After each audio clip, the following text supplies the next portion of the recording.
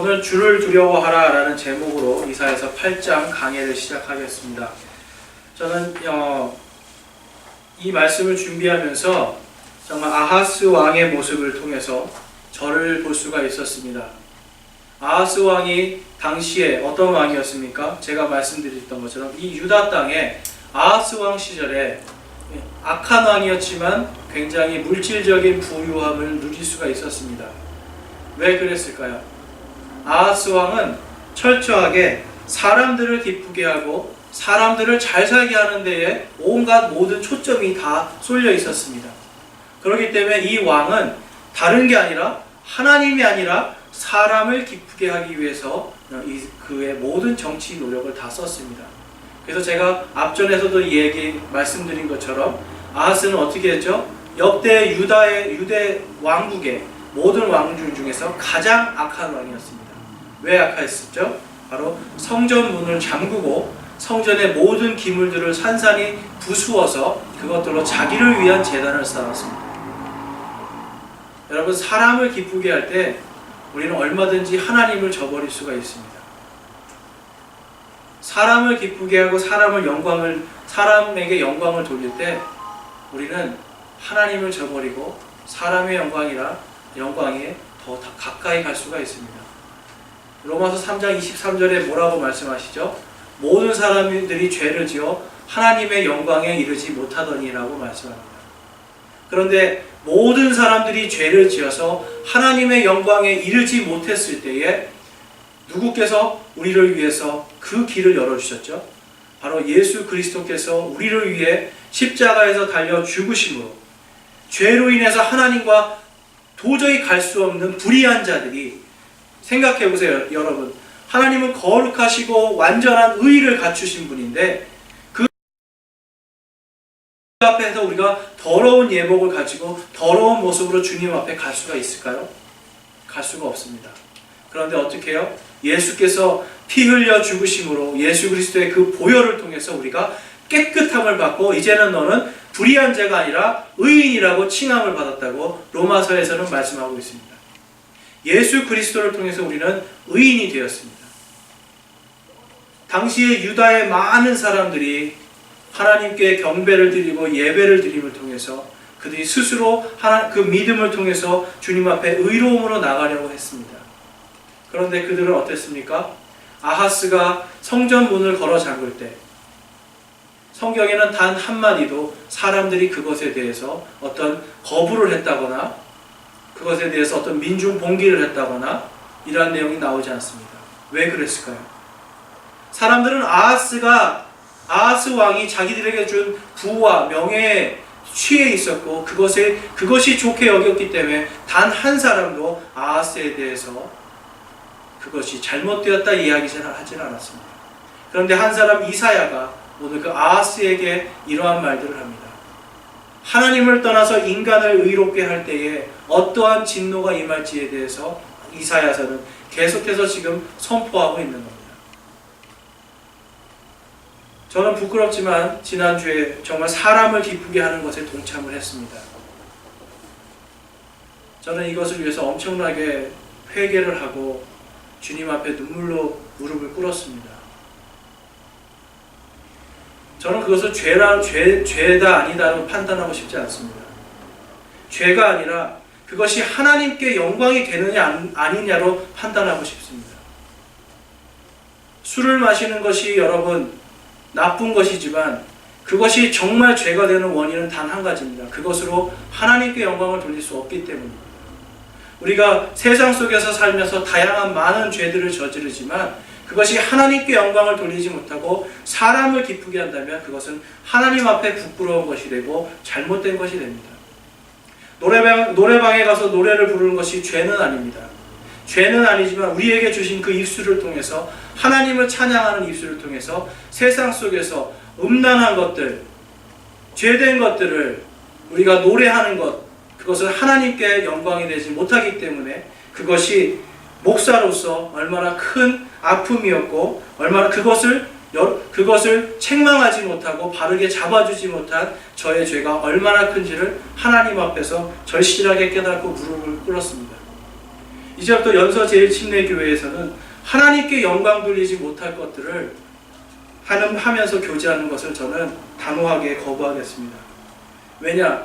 그것이 바로 아하스가 저지른 가장 큰 죄악이었기 때문입니다. 아하스는 하나님께 영광이 아니라 인간을 통해서 본인의 영광을 위해서, 그리고 인간을 기쁘게 하기 위해서 그는 최선을 다했습니다. 그래서 하나님께서는 이제 그에게 진노의 잔을 붓기 시작하십니다. 여러분, 하나님께서 언제까지 우리를 참아주실 것이라 생각하십니까? 저는 제 모습을 볼 때 하나님은 저에게 곧 임박한 진노가 왔구나라는 것을 많이 깨닫습니다. 저의 죄악을 통해서 하나님께서 정말 언제까지 나를 참아주실까? 우리는 날마다 그 생각을 하면서 살아야 됩니다. 오늘 1절과 2절 말씀에 보면 하나님께서는 두 증인을 세우십니다. 거기에 제가 읽어보겠습니다. 또 주께서 내게 이르시되 너를 위해 큰 두루마리를 취하고 사람의 펜으로 그 안에 마헬살랄 하스바스에 관하여 적으라 하시니라. 이에 내가 나를 위해 신실한 증인들인 제사장 우리야와 여베레기야의 아들 스가랴를 취하여 기록하게 하고. 이 1절과 2절 말씀에 보면 여러분, 마헬살랄 하스바스 들어보셨나요? 이 이름? 들어보신 분 전에 이 이사야서를 공부하기 전에 교회를 내가 적어도 한번 손들어 보겠습니다. 교회를 한번 내가 10년 이상 다녀봤다. 한번 손들어 보세요.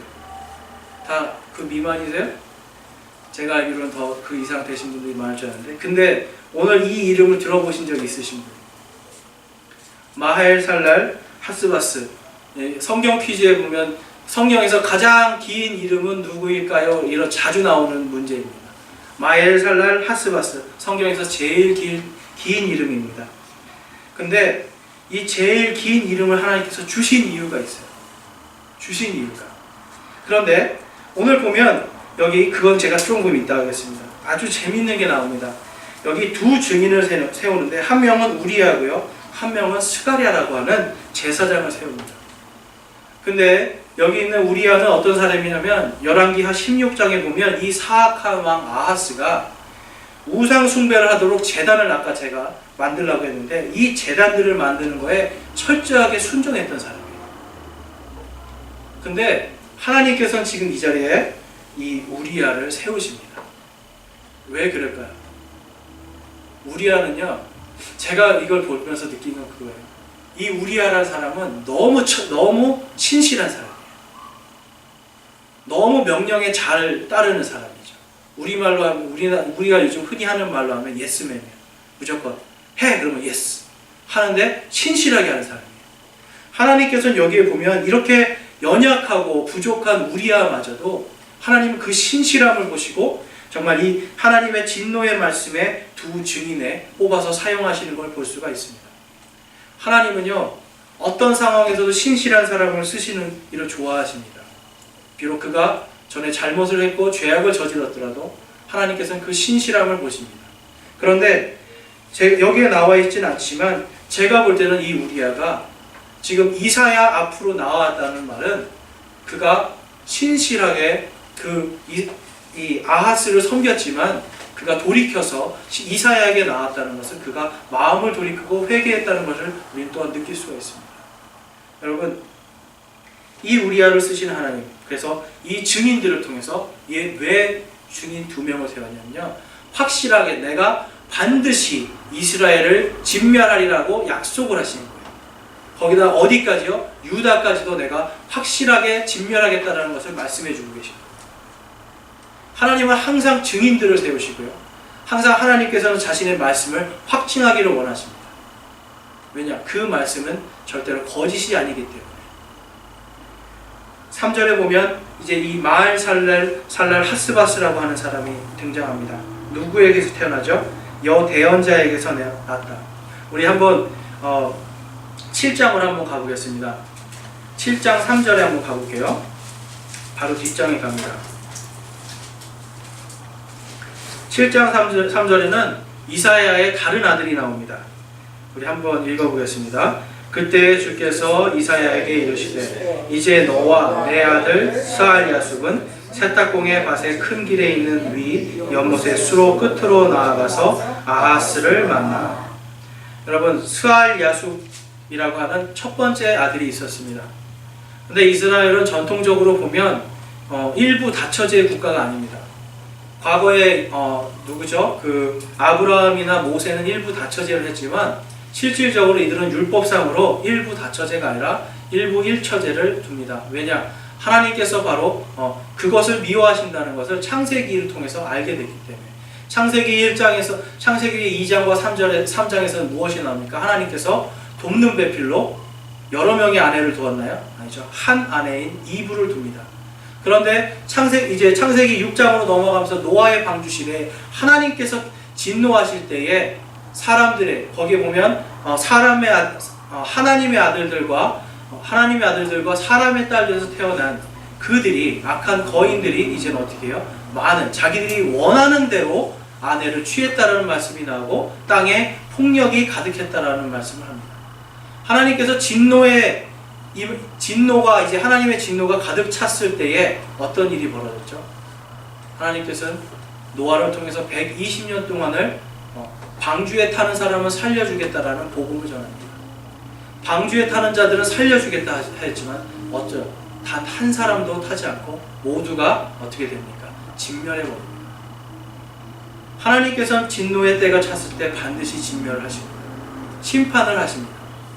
그런데 이 두 아들, 한 사람의 뜻은 무엇이죠? 우리 한번 그 유인물에 보겠습니다. 첫째 아들 스알야숲은 남은 자들이 돌아올 것이다 라는 뜻을 가졌습니다. 이 이사야서는 철저하게 남은 자들이 돌아올 것을 말씀합니다. 무엇이냐면 하나님의 회복을 이야기하고 있습니다. 첫 번째 아들을 통해서 하나님은 하나님의 회복을 지금 이야기하고 있습니다.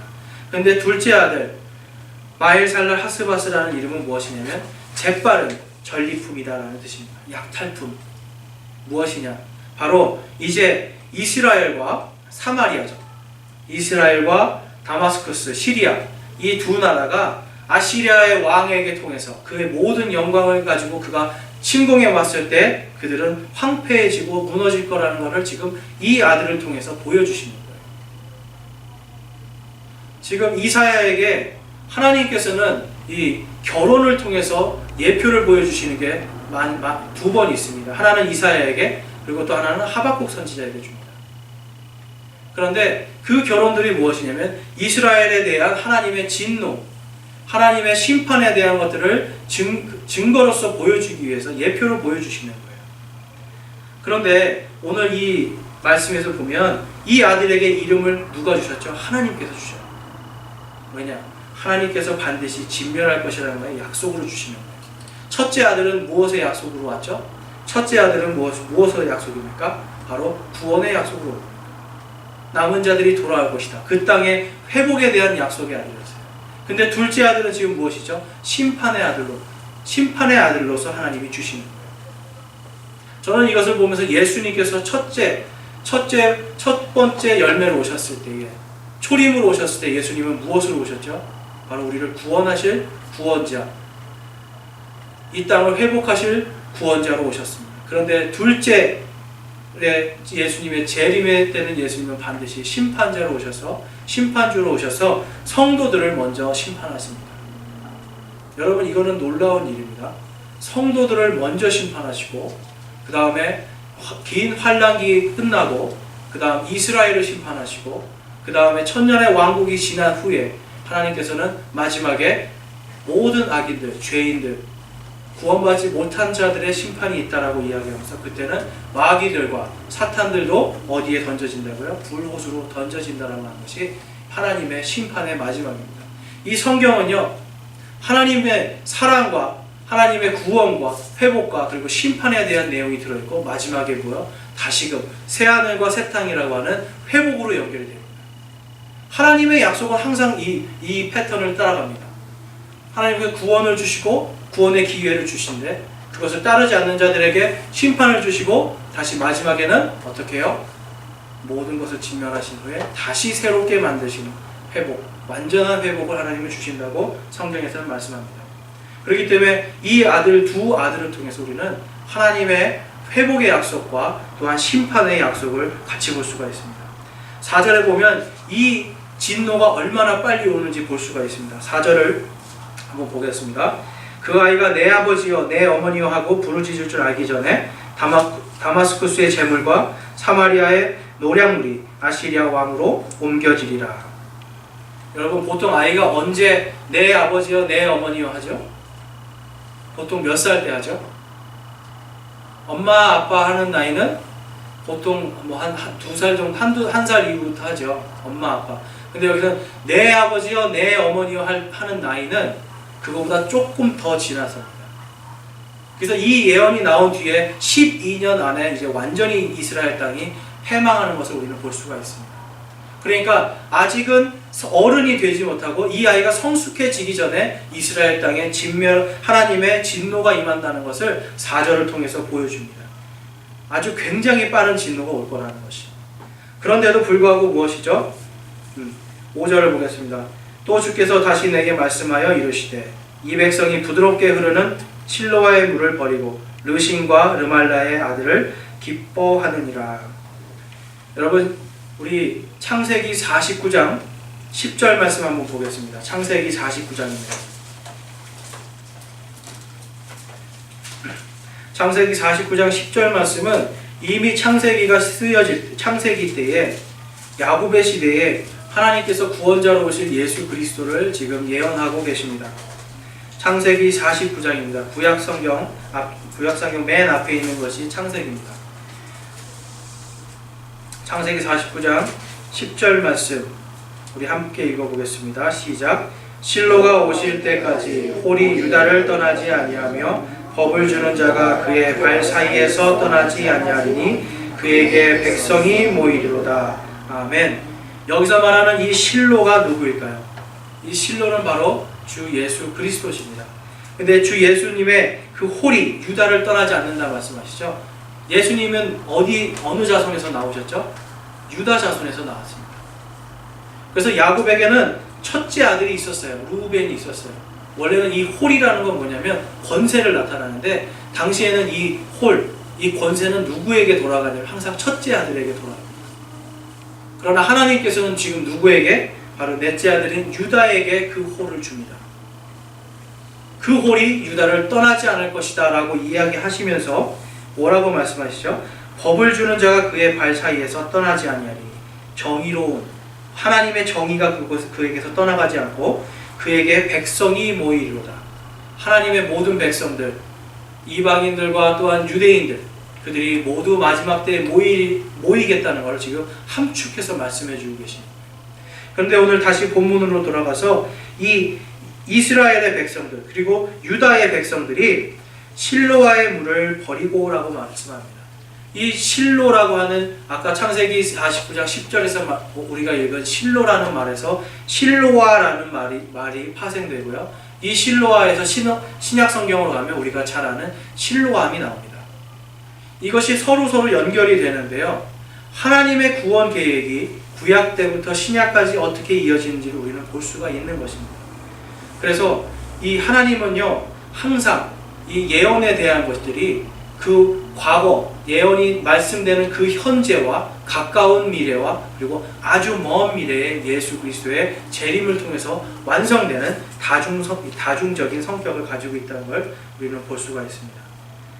그래서 하나님께서 지금 여기 아시리아는 지금의 이라크인데요.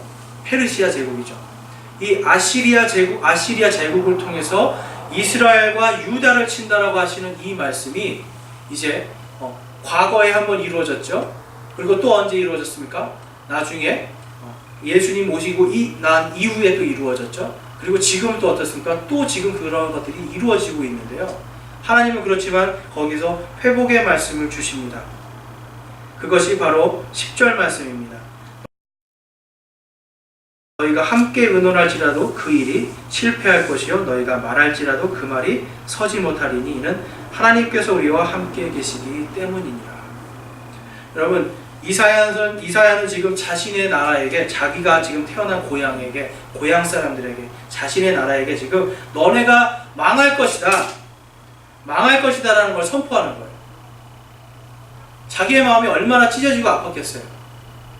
그는 알았을 겁니다. 단 한 사람도 거기서 구원받지 못하고 패망하여서 북이스라엘 왕국은 아시리아에 의해서 완전히 멸망되고 흔적조차 없어지며 유다 왕국은 바벨론에게 포로로 잡혀가서 그 다음에 어떻게 해요?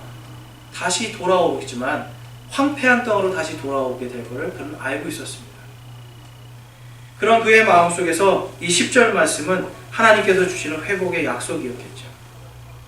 그래서 7절과 8절에서 이 이사야는 오 임마누엘이여 라고 하나님께 탄원을 합니다. 오 임마누엘이여. 임마누엘이 무슨 뜻이라고 제가 말씀드렸죠? 우리와 함께 하시는 하나님. 이 임마누엘, 우리와 함께 하시는 하나님, 오 임마누엘이여 라고 외칠 때 그의 말 한마디에는 하나님 제발 이것을 멈추어 주십시오 라고 하는 강력한 탄원의 말씀이 들어가 있는 거예요. 하지만 그는 감히 하나님의 영광 앞에서 자신의 의지를 드러내지 못합니다. 오 임마누엘이여 라고 하는 이 한마디로 자기의 감정을 보이는 것을 우리는 볼 수가 있습니다. 그렇지만 이들은 어떻습니까? 끝까지 죄악 속에 살면서 결국은 하나님의 진노를 받게 됩니다. 여러분, 그래서 9절 10절 말씀에 보면 그들이 어떻게 부서질 건가를 보여줍니다.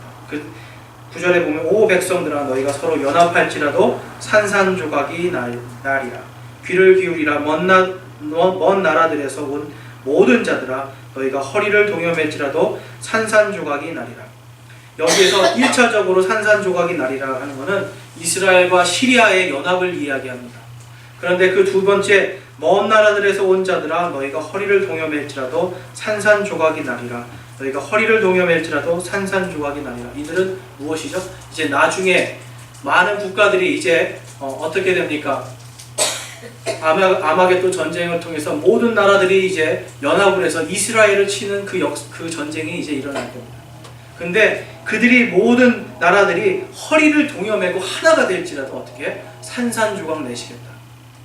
하나님께서 지금 약속하시는 거예요. 그러면서 10절 말씀에 너희가 함께 의논할지라도 그 일이 실패할 것이고 너희가 말을 할지라도 그 말이 서지 못하리니 이는 하나님께서 우리와 함께 계시기 때문이라고 선포합니다. 여러분, 하나님께서는요 지금 무엇을 말씀하시죠? 지금 이 순간에 너희들이 진멸할 것이며 앞으로는 내가 다시 너희를 대적하는 모든 대적들을 산산이 조각내어서 그 다음에는 내가 너희를 다시 회복해 주겠다는 말씀입니다. 그래서 하나님께서는 우리에게 고난도 주고 고통도 주고 핍박도 주고 환난도 주는데 무엇을 주신다고 했죠? 우리가 도망갈 수 있는 길, 피할 수 있는 길을 우리에게 주시겠다고 약속을 하는 거예요. 예수님께서 단 한 번도 그들의 제자들과 그들의 교회에게 축복의 말씀을 주시지 않았습니다. 무엇을 하셨죠? 너희들이 내 이름으로 통해서 무엇을 받겠다고요? pit박을 받으리라고 말씀하셨어요. 너희들이 내 이름을 통하여서 너희가 잘되고 부하게 되겠다고 말씀하지 않으셨어요. 너희들은 내 이름을 인하여 핍박받을 거다라고 말씀하셨어요. 그렇지만 예수님께서는 저와 여러분에게 약속을 해주셨죠.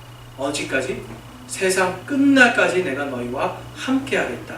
임마누엘의 하나님, 우리와 함께 하시는 그 하나님의 약속을 예수님께서도 끝까지 성실하게 지켜나가시는 겁니다.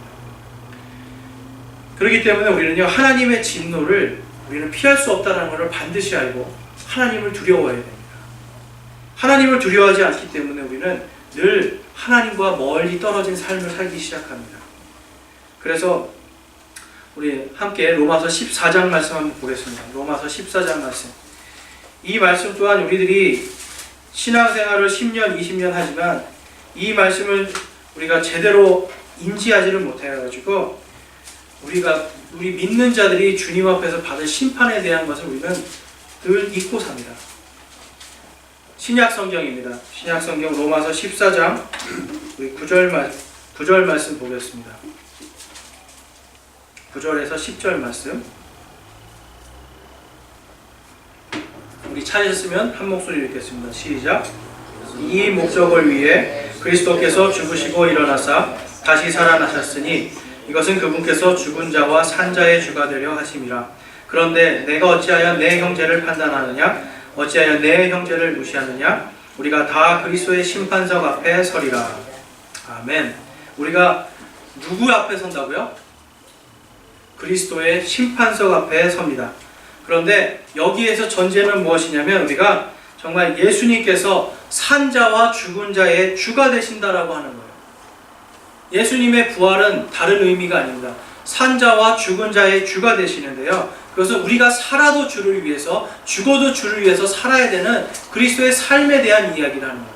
그리스도인들의 삶이. 그런데 그러한 형제들이, 그러한 사람들이 바로 가까이 있는 형제들도 판단하고 정죄하고 무시했던 일들이 당시에 로마 교회에 있었습니다. 그런데 여러분, 그냥 옆에 있는 사람, 쉽게 말해서 우리가 저 형제를 뒤에서 막 우리 흔히 말하는 말로 씹는다고 생각해 보세요. 뒤에서 막 욕을 해요. 별거 아닌 것 같죠? 그게 별거 아닌 것 같죠? 하지만 하나님께서는 반드시 너희들이 그것을 그리스도의 심판석 앞에서 묻겠다라는 걸 지금 이야기하시는 거예요. 삶에서 작은 것 하나까지도 하나님께 영광이 되지 않는 것, 그것은 우리가 그리스도의 심판석 앞에서 철저하게 드러나게 되어 있습니다. 우리 고린도 전서로 가보겠습니다. 우리 고린도 전서 5장입니다.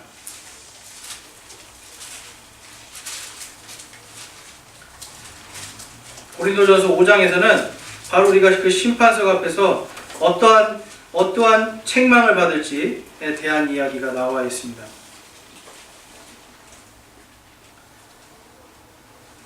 우리 고린도전서 5장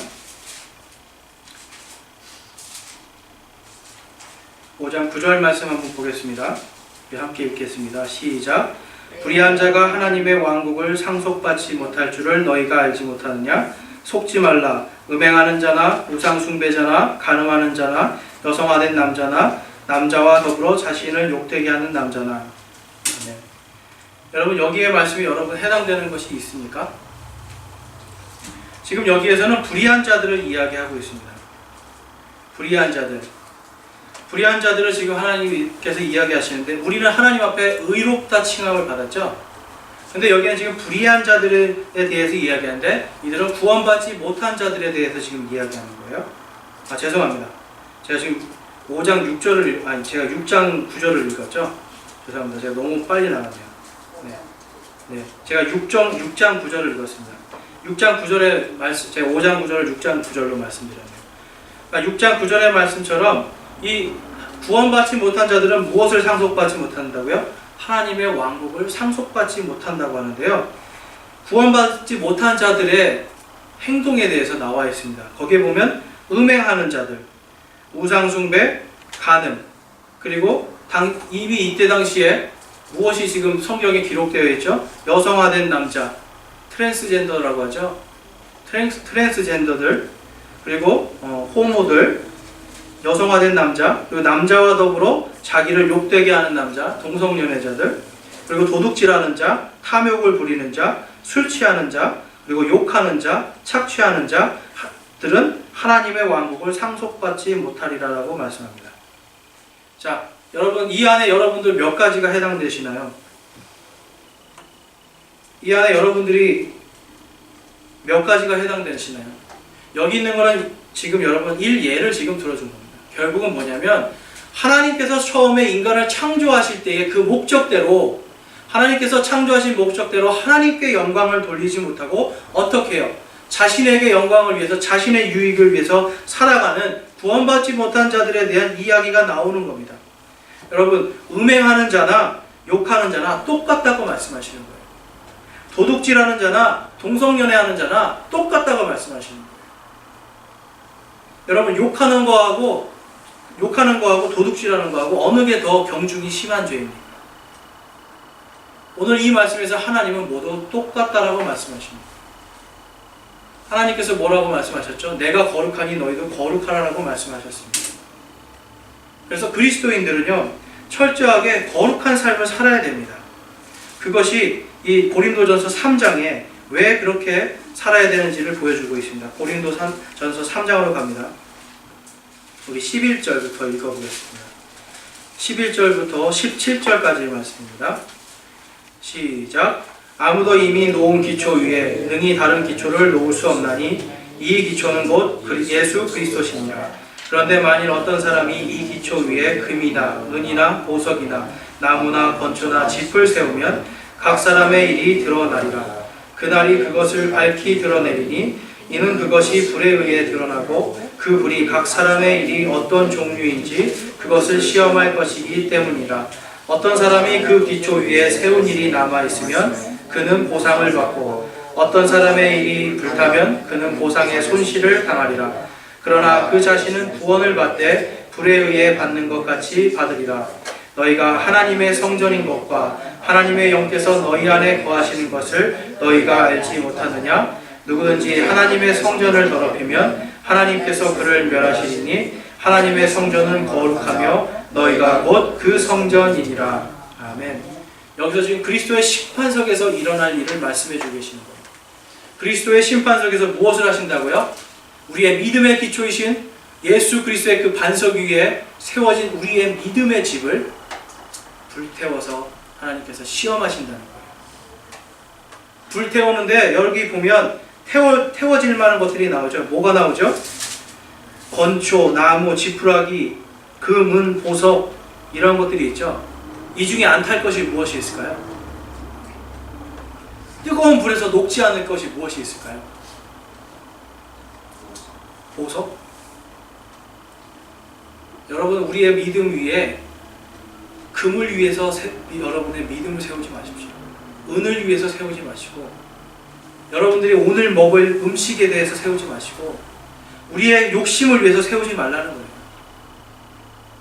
세상의 것들 전부 다 태우면 없어질 것들을 위해서 결국은 썩어질 것들을 위해서 노력한 것들은 그리스도의 심판석에 앞에 갔을 때 우리는 모두가 싹 다 불타 없어지고 남은 것이 없을 때는 어떻게 된다고요? 불에 의해 받는 것처럼 부끄러운 구원을 받는다는 것입니다. 아까 앞전에서 말씀에서는 무엇이죠? 의로운 자들은 하나님의 왕국을 상속받게 되어 있습니다. 성경에서는 예수 그리스도와 함께 우리는 공동 상속자라고 이야기합니다. 왜 그렇죠? 예수님께서 말씀하셨죠. 너희들이 나와 그 천년왕국에서 왕과 제사장이 되리라. 예수님께서 말씀하셨어요. 왕과 제사장으로서 무엇을 하죠? 그곳에서 예수님과 함께 통치하는 것을 말씀하고 계십니다. 그것은 가장 큰 보상입니다. 그런데 우리가 이 땅에서 살면서 우리를 위해서 세운 것들, 하나님께 영광되지 못해서 세운 것들은 철저하게 불타서 없어진다는 거죠. 저는요, 제가 레슬링을 해서 덤블링을 굉장히 잘하거든요. 그런데 한순간이었어요. 정말 0.1초 만에 제 몸이 무너지면서 덤블링을 할 수 없는 몸이 되는 거예요.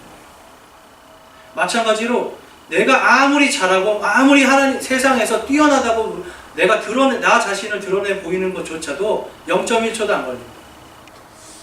단 한순간 눈 깜짝할 사이에 모든 것은 사라지는 헛된 것입니다. 그래서 솔로몬이 뭐라고 하죠? 그 많은 부귀영화를 누렸음에도 불구하고 솔로몬은 전도서에서 헛되니 모든 것이 헛되도다 이야기하죠. 왜요? 하나님께서 부는 그 바람 앞에 하나님께서 내리는 그 작은 불꽃 하나에도 인간의 모든 것은 가치 없는 것이 되고 없어지는 거거든요. 그래서 여러분, 오늘 우리는 이사야서의 말씀을 통해서 정말 아하스와 같이 세상을 즐겁게 하고 사람을 즐겁게 하는 일에 동참하지 마시기 바랍니다. 우리는 성도로서 거룩하게 살아야 됩니다. 저부터 그렇게 하겠습니다. 그리고 하나님께 영광 돌릴 것으로 우리의 믿음의 반석이신 예수 그리스도의 그 반석 위에 우리의 믿음의 집을 세워갑시다. 이 이사야의 둘째 아들 이름처럼 마헬살랄 하스바스, 예수님의 그 그리스도의 심판의 날이 곧 다가옵니다. 주님의 날은 하루가 천년 같고 천년이 하루 같다고 했습니다. 그 심판의 날은 바로 내일 옵니다. 예수님도 바로 내일 오십니다. 제가 언제 기한을 정하는 게 아니에요. 내일 예수님이 오실 것처럼 살고 바로 내일 예수님의 심판의 그 심판석 앞에 설 것처럼 우리는 살아야 된다는 것이 오늘 이사야서를 통해서 우리에게 주시는 말씀입니다. 그래서 여러분들 오늘 그 말씀 기억하시면서 하나님께 영광 돌리는 일로 여러분들의 믿음의 반석 위에 믿음의 집을 세워가는 저와 여러분이 되시기를 주님의 이름으로 축원합니다. 우리 이 시간